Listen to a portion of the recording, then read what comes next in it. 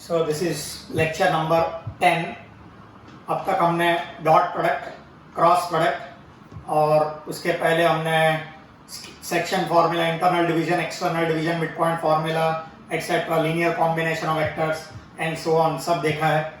आज का हमारा पूरा lecture direction, cosine, direction ratios के ऊपर, बहुत बढ़िया प्रॉब्लम्स के ऊपर होने वाला है। So it's a very important question and this question is going to be repeated. Similar question is going to be repeated in the next chapter, that is in lines in space. So it is an extremely important lecture. So please understand. चलो सबसे पहले before we start with the next set of problems, हमारा 5.4 exercise चल रहा है, करीबन 15 problem हो चुके हैं।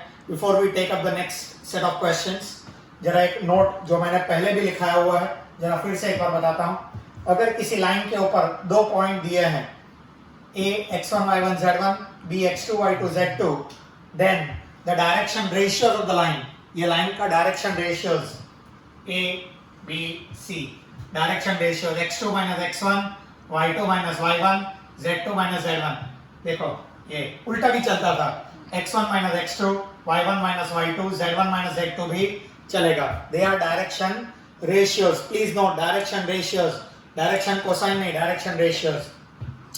दूसरी बात, अगर कोई लाइन और वेक्टर पैरेलल होगा, देखो ये लाइन है, दोनों साइड पे एरो है, see arrow on both the sides, arrow on both the sides, ठीक है। So if there is a line and a vector, देखो ये वेक्टर एक ही लाइन, एक ही साइड पे वेक्टर है, एरो है, ठीक है। सो A bar 2i bar plus 3j bar plus 4k बार। सो कोई भी वेक्टर का कंपोनेंट जो होगा ना, वही लाइन का डीआरएस होगा, direction ratios, if they are parallel. Condition क्या है? दोनों एक दूसरे को पैरेलल होना चाहिए। तो अगर पैरेलल होगा तो वेक्टर का जो कंपोनेंट्स है, या आई बार, जे बार, के बार के साथ जो कांस्टेंट होता है ना, they are called components of the vector. So 2 3 4 components of the vector are the DRs of the line if it is parallel to the vector, ठीक है। सो इतना हमको मालूम होना चाहिए। देखो इसके ऊपर बेस्ड हमारा नेक्स्ट क्वेश्चन 16 आ रहा है। The DRs of the given lines are, देखो आपको है ना डायरेक्शन रेशियोज, दो लाइन का डायरेक्शन रेशियोज दिया है, दो केसेस दिए हैं। एक काम करते हैं, पहले केस का आंसर मैं लाके दूंगा, दूसरा खाली वैल्यूज चेंज हुआ है, फाइंड सेम करना है, तो बहुत इजी है। सो आपको दो लाइन का डायरेक्शन रेशियोज दिया है और ये देखो, ये दोनों डायग्राम देखो, ये दोनों लाइन का डायरेक्शन रेशियोज दिया है और आपको ये दोनों लाइन को परपेंडिकुलर लाइन, क्या आपके लाइन देख रहे हैं? ये लाइन और ये लाइन दोनों को परपेंडिकुलर है, it is perpendicular to both the lines, बराबर। तो ये लाइन का मुझे डायरेक्शन रेशियो चाहिए। एक्चुअली क्वेश्चन में मिस्टेक है, उन्होंने बोला है the find the direction ratio of the vector perpendicular. Actually vector का डायरेक्शन रेशियो नहीं होता है, लाइन का डायरेक्शन रेशियो होता है, लेकिन कोई फर्क नहीं पड़ता है। लाइन का डायरेक्शन रेशियो के बदले यहाँ पर वेक्टर का डायरेक्शन रेशियो बोलता है, वेक्टर का कंपोनेंट्स होता है, ठीक है। चलो कोई फर्क नहीं पड़ता। See how do we solve it, बहुत इजी है। तो ये पहला केस मैं करूंगा, दूसरा केस आपको करना होगा। I am not going to waste my time. So see आप कैसे करते हैं, बहुत इजी है।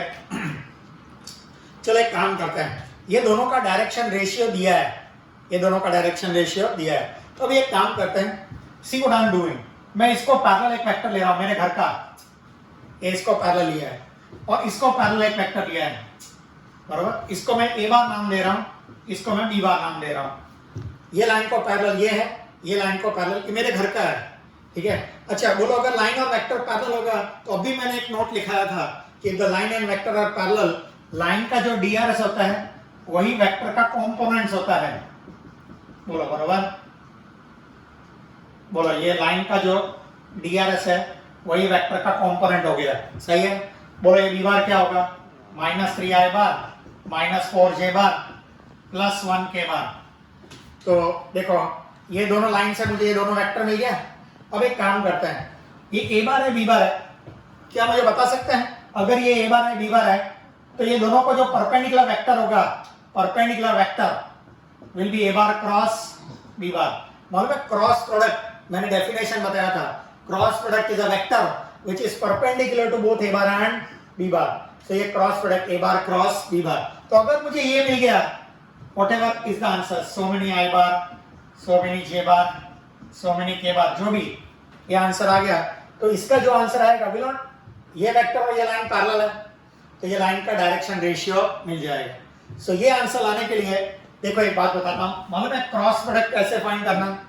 डिटरमिनेंट आई बार जे बार के बार क्रॉस प्रोडक्ट बोलो इज इट -2 1 -1 एंड -3 -4 1। क्या मैं डिटरमिनेंट सॉल्व कर सकता हूं? डिटरमिनेंट का जो आंसर आएगा वही ये लाइन का डायरेक्शन रेशियो रहेगा। So that will be my approach, ये मेरा अप्रोच रहने वाला है। चलो अभी कैसे करते हैं, देखो मैं सॉल्यूशन लिखा रहा हूं, सीधा सॉल्यूशन बहुत इजी है। Given solution, these are the DRS of the given lines. Let A bar and B bar be parallel to two lines. बराबर? A bar और B bar ये दो लाइन को पैरेलल है। So we want A bar will become, जो मैंने explain किया diagram में वही लिख रहा हूँ, -2I bar plus 1J bar minus 1K bar। बोलो B bar will become -3I bar minus 4J bar plus 1K bar। चलो अभी मैं टाइम पास के लिए A bar cross B bar find कर रहा हूँ। मालूम है cross product is a vector which is perpendicular to both. ये दोनों को परपेंडिकुलर वेक्टर लाएंगे, अगर ये मिल गया तो ये मिल जाएगा इसका DRS। ठीक है, बोलो -2 1 -1 -3 -4 1। बोलो कैसे कैलकुलेट करेंगे? बोलो I bar -J bar plus K bar। बोलो I bar के साथ, बोलो पहले I bar के साथ ये मत देखो, बोलो 1 1 सा 1 और ये दोनों का प्रोडक्ट 4 आएगा। बोलो लेकिन बीच में माइनस साइन, ये दोनों का प्रोडक्ट माइनस ये दोनों का product, that is how you get it. बोलो J bar के लिए डोंट सी दिस, 1 into -2 ये दोनों का प्रोडक्ट 3 आएगा लेकिन बीच में माइनस साइन। बोलो बराबर? हाँ, अभी K bar के लिए मत देखो, इज इट 8 -2 -4 सा 8 और ये दोनों का प्रोडक्ट -3 है लेकिन बीच में माइनस साइन होता है ना, प्लस। तो क्या मेरा आंसर -5I bar और -3I bar, देखो -3I bar plus 5J bar plus 11K bar। बोलो this is A bar cross B bar, ये मेरा A bar cross B bar मिल गया। बोलो -3I bar plus 5J bar plus 11K bar। तो will not therefore isn't since my required line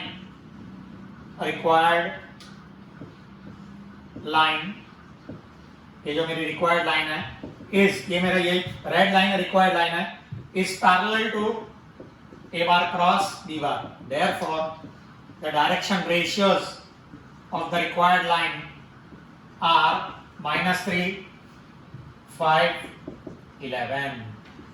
बराबर? देखो ये हमारा आंसर है पहले केस का।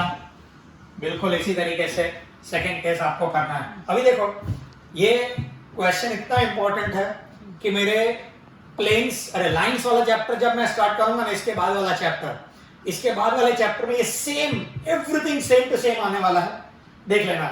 आई विल रिमाइंड यू कि ऐसा हमने सेम वेक्टर चैप्टर में देखा था। Same thing is going to repeat in the chapter of lines in space. ठीक है, चलिए ओके। सो क्वेश्चन नंबर 17, भाई ये प्रॉब्लम बहुत बहुत बहुत बढ़िया है। ठीक है, the only thing about this problem is that अगर यहाँ पर ABC FG L H वगैरह इसके बदले अगर कांस्टेंट्स दिए होंगे तो प्रॉब्लम बहुत इजी हो जाता है।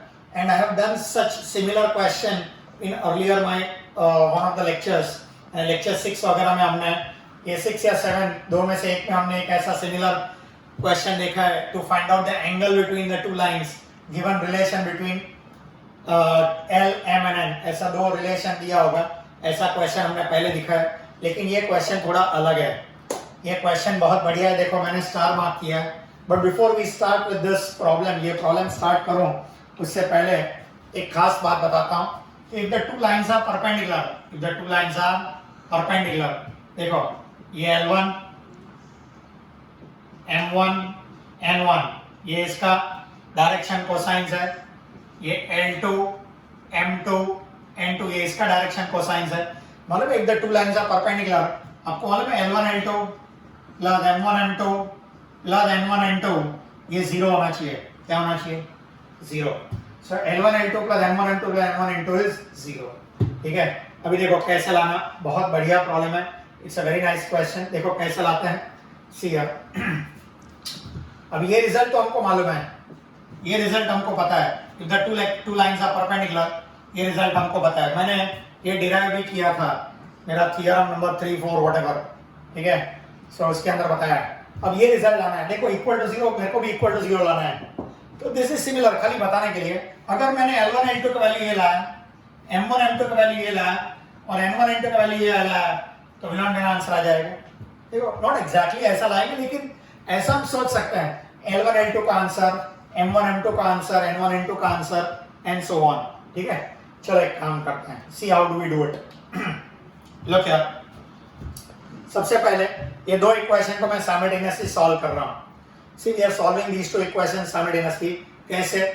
कोई भी एक को एलिमिनेट करो, कोई भी एक। समझो मैंने इधर से n का वैल्यू, ये n, देखो n का वैल्यू मैं इधर सब्स्टिट्यूट कर रहा हूं। देखो ऐसा ही सेम मैंने कहा ना लेक्चर 6 या 7 में मैंने ऐसा सिमिलर क्वेश्चन किया है, उससे भी दो इक्वेशन सॉल्व किए हैं। यहाँ पर भी मैं दो इक्वेशन सॉल्व कर रहा हूँ। सो कैन आई से फ्रॉम 1 and 2, बोलो फ्रॉम 1 and 2, बोलो from 1 and 2 what we are getting, see here. बोलो इधर से n का वैल्यू, बोलो what is from 1 can I say n का वैल्यू क्या होगा, बोलो ये होगा, चले जाएगा -al plus bm and upon c हो जाएगा, बोलो बराबर, ठीक है। ये देखो यहां से मैंने n का वैल्यू लिया and can I substitute n का value in equation 2, substitute in equation 2।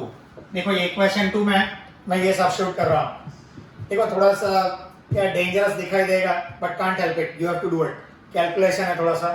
बोलो f m, बोलो n का वैल्यू मैं पूरा लिख देता हूं इधर, देखिए बोलो क्या आएगा, बोलो माइनस से बाहर आ जाएगा al plus bm upon c, बराबर, प्लस gl के साथ n का वैल्यू, बोलो gl n का वैल्यू सब्स्टिट्यूट कर रहा हूं, बोलो ये भी माइनस हो जाएगा, बोलो is it al plus bm upon c, correct. और लास्ट में plus h lm equal to 0, correct.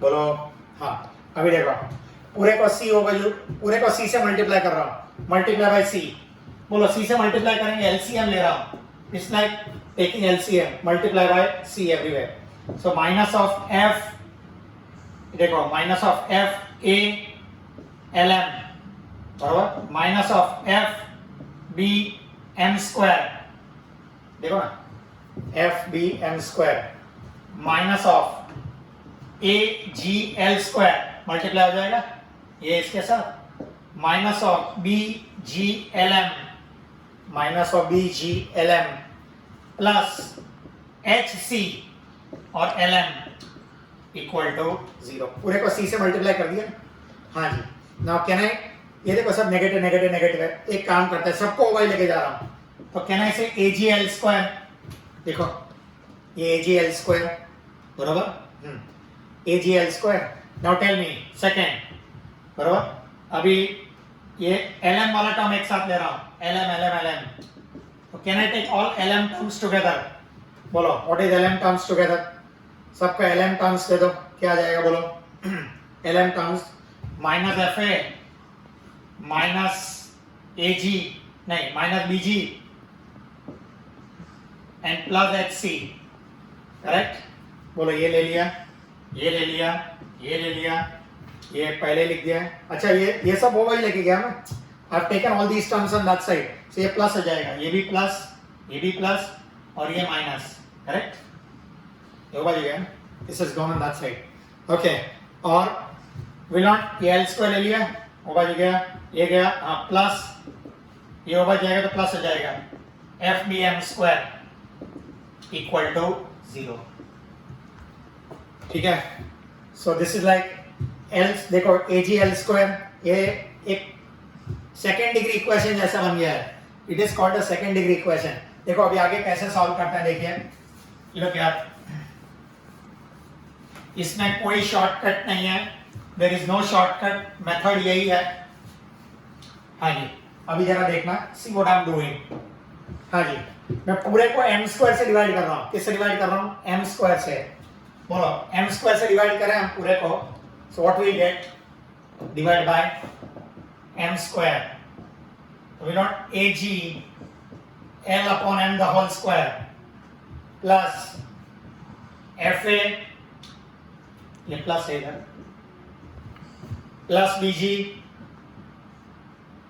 Minus hc, और ये m स्क्वायर से डिवाइड करेंगे तो l अपॉन m आ जाएगा, and plus fb is equal to 0। पूरे को m स्क्वायर से डिवाइड कर दिया। तो बोलो ये इज इट लाइक क्वाड्रेटिक? बोलो ये क्वाड्रेटिक है in terms of l upon m। ये l अपॉन m के अंदर क्वाड्रेटिक है। See this is like x, ये x स्क्वायर, ये x, इसके जैसा, खाली समझाने के लिए बता रहा हूँ। x स्क्वायर, x और कांस्टेंट, मालूम है ये क्वाड्रेटिक के अंदर what is sum of the roots? Sum of the root is x1 plus x2, and what is product of the root? x1 into x2, बराबर ना?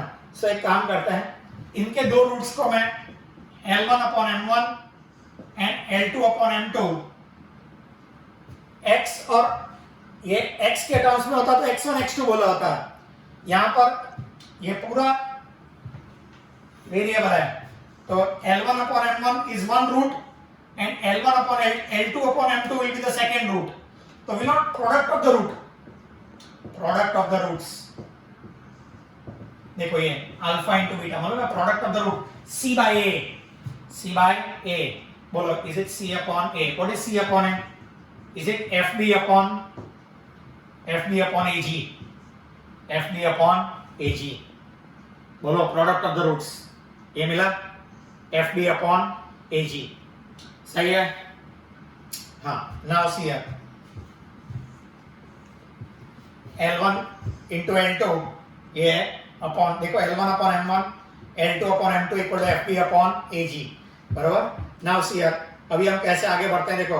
अच्छा, मेरे को आंसर में क्या लाना था, जरा एक बार देख लीजिए। हमको आंसर में लाना था F upon A, ऐसा कुछ था, F upon A, G upon B, H upon C equal to 0, right? हाँ, अभी ऐसा लाने के लिए अभी L1 L2 plus M1 M2 plus N1 N2 हमको 0 प्रूव करना है। L1 L2 M1 M2 N1 N2 is 0, बराबर? हाँ, अभी देखो सी, ये एक रिजल्ट मिला। नाउ दूसरा रिजल्ट, दिस इज, इसको रिजल्ट नंबर 3 नाम दे देता हूँ। I name this as result number 3, ठीक है? नाउ सी हियर, यहाँ तक आने के बाद अभी देखो एक इजी मेथड बता रहा हूँ। L1 L2 अपॉन, देखो ये F अपॉन A, मेरे को आंसर में देखो F अपॉन A चाहिए, G अपॉन B चाहिए, तो F upon A, can I take F upon A, इसके नीचे ले लिया F upon A equal to M1 into M2 upon, ये देखो ये B अपॉन G इसके नीचे आ जाएगा तो G अपॉन B आ जाएगा, G अपॉन B आ जाएगा, ठीक है? तो इसको मैं रिजल्ट नंबर 4 बोल रहा हूँ। देखो ये सब क्या है, थोड़ा सा डिफिकल्ट है बट कांट हेल्प इट, ठीक है? सो देखो अभी ना LMN दे अप्लाई साइक्लिक या तो सिमेट्रिक ऑर्डर। तो अगर एक बार ये प्रूव कर दिया ना, ये रिलेशन मैंने मालूम है L और M के टर्म्स में लाया, बरोबर? बाय एलिमिनेटिंग N, देखो मैंने N को एलिमिनेट कर दिया, N कहीं दिखाई नहीं दे रहा है। तो वैसे ही अगर आप कोई भी एक को एलिमिनेट कर देंगे, L को एलिमिनेट कर दिया, तो can I say similarly we can gate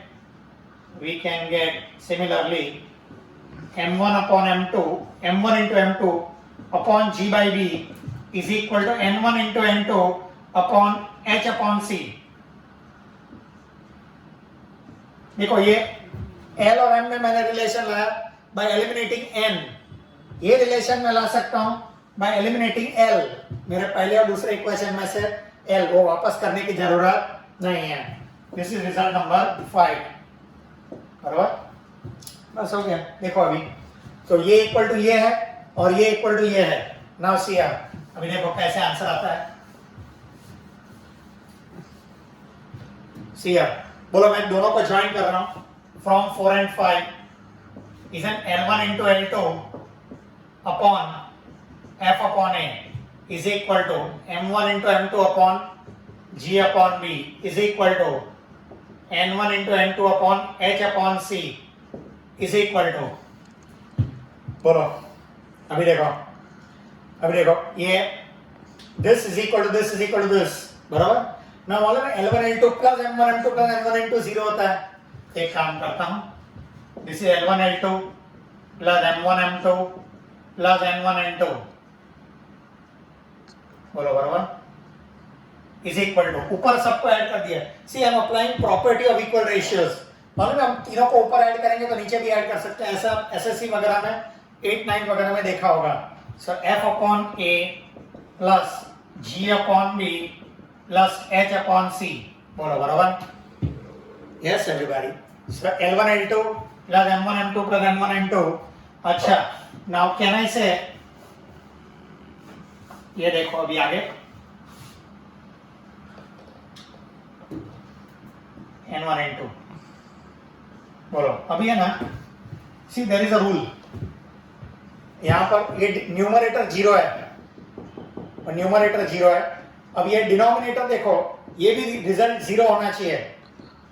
ये रिजल्ट 0 upon 0, ठीक है, then only the result is valid.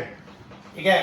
So can I से ऊपर अगर 0 है, दिस इज 0, न्यूमरेटर 0, तो अभी आप ऐसा नहीं कह सकते इसको ऊपर लेके जाओ तो ये आंसर आ गया.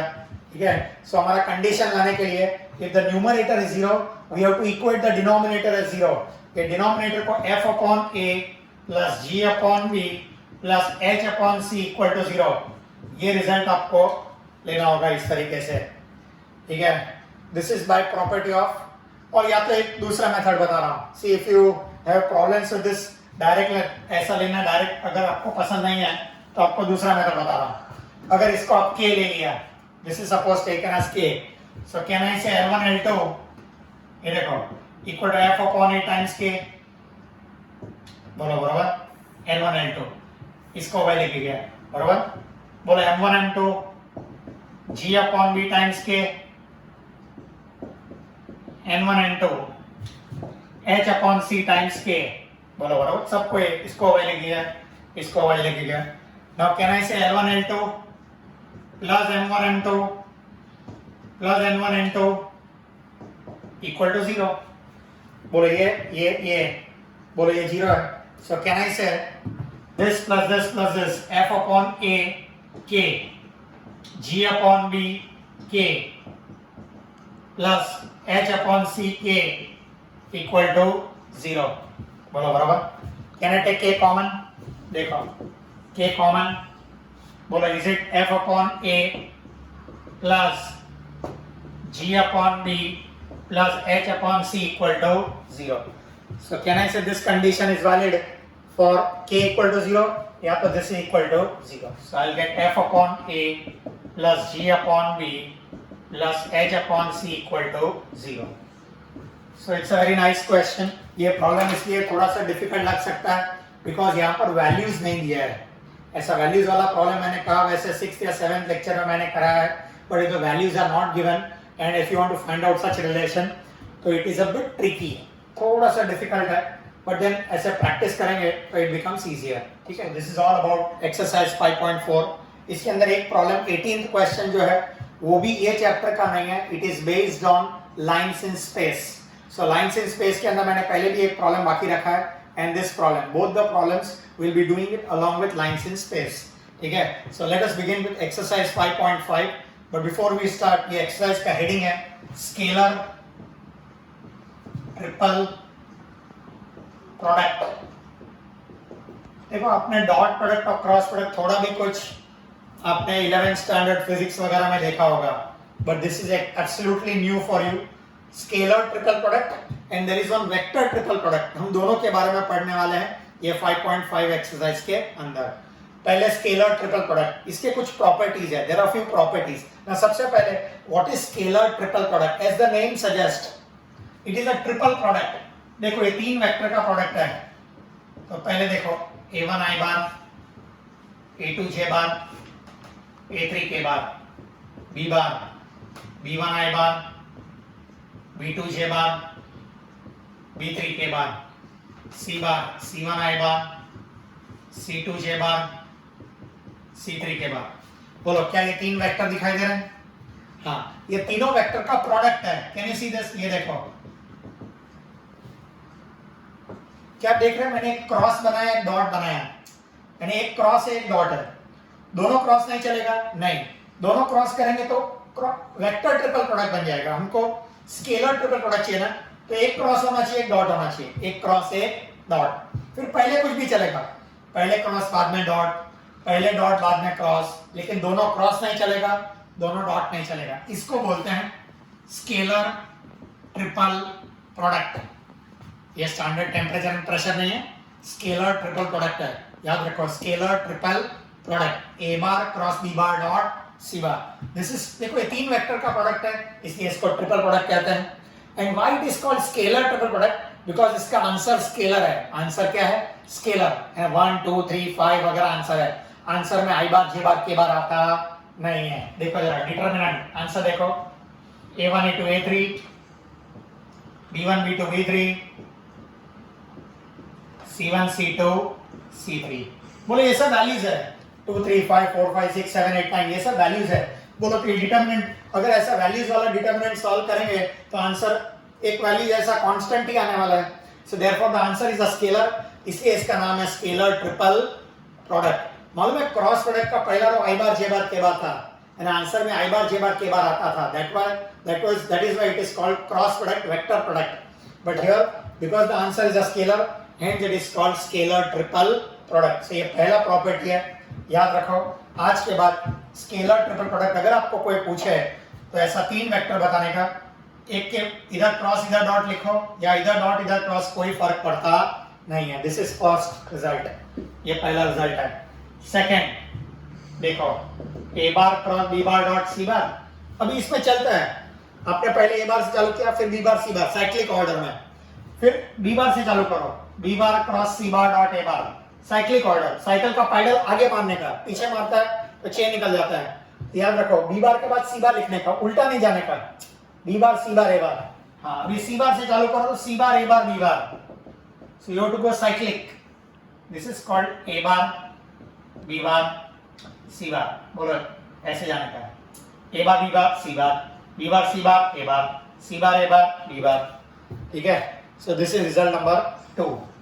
तीसरा, A bar cross B bar dot C bar is minus of, मैंने अभी आपको बताया कि बी बार के बाद सी बार लिखने का, बी बार के बाद उल्टा गए तो माइनस हो जाता है, बराबर। अगर साइकिल का पैडल उल्टा मारे तो चेन निकल जाता है, लॉस माइनस। ये खाली समझाने के लिए। So A bar cross B bar dot C bar is minus of B bar cross A bar dot C bar. चौथा, A bar cross B bar dot A bar is 0। Can you observe, मैंने तीन में से दो vector same बताया है, तीन में से दो वेक्टर सेम बताया है। बोलो तीन में से दो वेक्टर सेम होगा तो कहने से डिटरमिनेंट में से तीन में से दो रो सेम हो जाएगा। मालूम है property of determinant, if two rows are identical value of determinant is 0। So A bar B bar A bar, या तो B bar cross C bar dot C bar, कोई भी दो, ये दो सेम, या तो ये दो सेम, या तो B bar cross B bar dot C bar, ये दो सेम, कोई भी चलेगा, ये दो सेम, ये दो सेम, ये दो same, answer is 0। So this is property number 4। पांचवा, ये देखो, A bar cross B bar dot C bar. मतलब मैंने कहा था क्रॉस डॉट के बदले पहले डॉट बाद में क्रॉस लिखते हैं तो भी चलता है, क्रॉस डॉट डॉट क्रॉस, कोई फर्क पड़ता नहीं है। अच्छा, इसको मैं ऐसा भी लिख सकता हूं, देखो डॉट भी नहीं क्रॉस भी नहीं, एक बॉक्स बनाया है, देखो एक बॉक्स बनाया है और उसके अंदर ए bar B bar C bar, देखो इधर there is no dot there is no cross, कुछ नहीं, तो इसको दूसरा एक नाम बॉक्स प्रोडक्ट भी कहा जाता है। It is also called box product. Box product है, ये तीनों वेक्टर को आप एक बॉक्स के फॉर्म में लिख सकते हैं, no dot no cross no comma, कुछ नहीं है, देखो बीच में there is nothing in between. So this is called scalar triple product. ठीक है, इसके ये 5 प्रॉपर्टी बताया मैंने। Now property number 6, property number 6 देखो, हाँ जी, if A bar cross B bar dot C bar is 0, scalar triple product is 0। मालूम है अगर स्केलर ट्रिपल प्रोडक्ट 0 हो जाएगा ना, then A bar B bar C bar are coplanar, एक ही प्लेन में होंगे, याद रखो।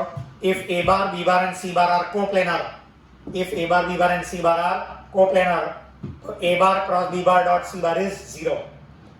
मतलब है डॉट प्रोडक्ट 0 तो परपेंडिकुलर, देखो एक बात याद रखो, डॉट प्रोडक्ट 0 तो परपेंडिकुलर, क्रॉस प्रोडक्ट 0 तो पैरेलल या collinear, and scalar to product 0 तो कोप्लेनर। बराबर, comparative study, dot product 0, A bar dot B bar 0 तो perpendicular, A bar cross B bar 0 तो पैरेलल। लेकिन अगर ये स्केलर ट्रिपल प्रोडक्ट 0 हो जाएगा तो ये पैरेलल या तो कोलिनियर, पैरेलल या तो कोलिनियर, और ये होगा तो कोप्लेनर। याद रखो, कोप्लेनर, एक ही प्लेन में होंगे तीनों। सो अगर ये ए bar B bar C bar, ये देखो कोप्लेनर का मतलब ये ए बार है, ये बी बार है, ये सी बार है। क्या ए बार बी बार सी बार एक ही प्लेन में है? They are coplanar. बरोबर। अच्छा, इसमें एक और रिजल्ट है, अगर इफ दे आर कोप्लेनर, अगर ये तीन वेक्टर एक ही प्लेन में होंगे ना, तो एक बात याद रखो, कोई भी एक का बाकी के दो के साथ चक्कर होगा।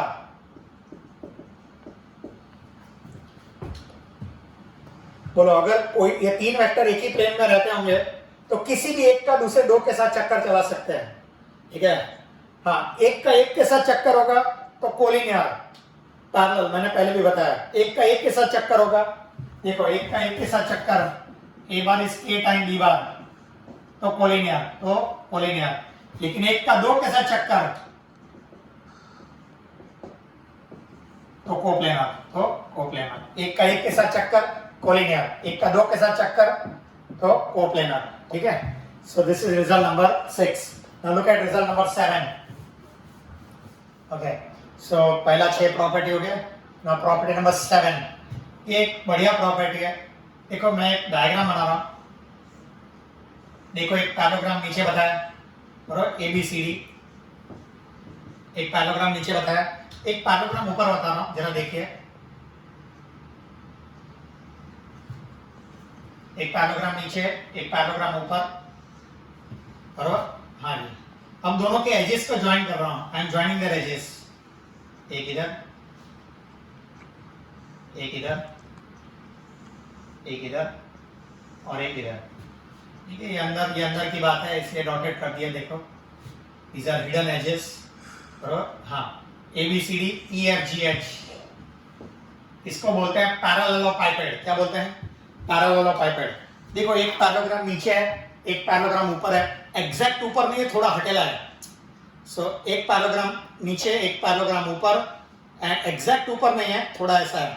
ठीक है, so this is called a parallelepiped. अच्छा, ये पैरेललोपाइपेड की एक स्पेशलिटी बता रहा हूं। ये तीन एज देखो, ये तीन edge, AB, AD and AE, क्या ये तीनों तीन एक ही पॉइंट से चालू हो रहे हैं? They are called coterminous edges. क्या बोलते हैं? कोटर्मिनस एजेस, या तो कॉन्करेंट एजेस। कोटर्मिनस या तो कॉन्करेंट एजेस। बोलो, अगर ए बार इधर होगा, बी बार इधर होगा, सी बार इधर होगा, देन अगर ये ए bar B bar C bar, देखो मैं लिख रहा हूं, if A bar B bar and C bar are along the coterminous edges, are along the coterminous edges of a parallelepiped,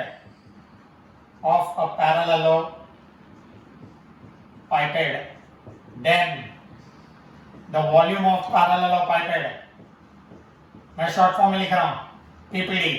PPD का मतलब पैरेललोपाइपेड, पापड़ नहीं।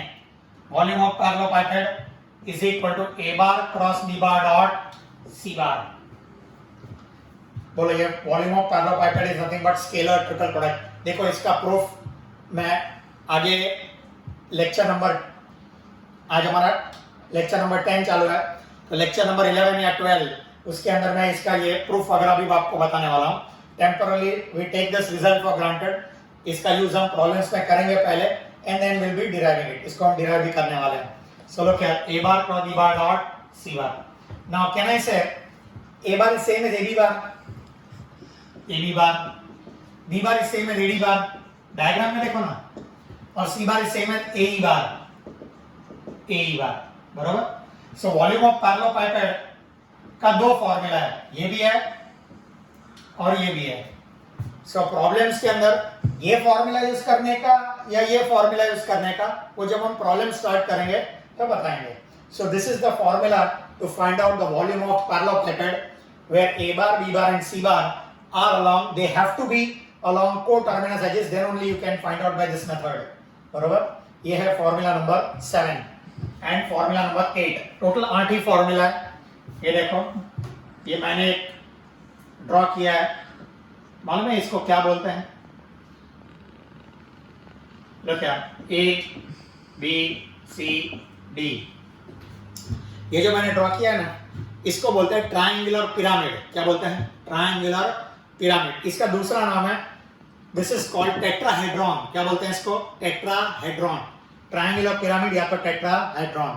अभी देखो, इसके वापस कोटर्मिनस एजेस. ये देखो ए बार, इधर देखो ये बी बार, सेम पॉइंट से चालू हो रहा है. ये सी बार,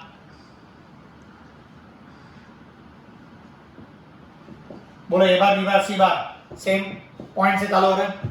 मेरा नाम ए से चालू होता है, इसलिए मैंने ए से चालू किया. आप बी से भी चालू कर सकते हैं. B A bar, B C bar, B D बार चलेगा, ठीक है. लेकिन मैंने ए से चालू किया है. A bar, B bar and C bar, they are along coterminous edges. तो मेरा टेट्राहेड्रॉन का इसका भी वॉल्यूम का फॉर्मूला है, ठीक है. सो देखो, if A bar, B bar and C bar are along the coterminous edges of a tetrahedron, then the volume of tetrahedron, आपको अगर ये टेट्राहेड्रॉन का वॉल्यूम चाहिए, ये टेट्राहेड्रॉन का वॉल्यूम है ना, ये पैरेललोप्लेटेड के वॉल्यूम से 1/6 होता है. 1/6. ये बड़ा है, ये छोटा है. इसका वॉल्यूम इससे 1/6 होता है. हम डिराइव करने वाले हैं बाद में. 1/6 A bar cross B bar dot C bar. बोलो, कहना है A bar, B bar, C bar को same A B bar, A D bar, A bar. देखना ए बी बार, इधर ए सी बार और ए डी बार. देखो ना डायग्राम में, ए बी, ए सी और A D. A B bar, A C bar, A D bar. आपको मालूम है मैंने बोला था ये क्रॉस डॉट नहीं लिखेंगे और ऐसा बॉक्स बनाएंगे तो भी चलेगा, ठीक है. So these are the 8 results, ठीक है. इसके ऊपर प्रॉब्लम्स हम नेक्स्ट लेक्चर में, दैट इज लेक्चर नंबर 11 में हम सॉल्व करने वाले हैं. आज के लिए इतना काफी है. Thank you very much. Good bye.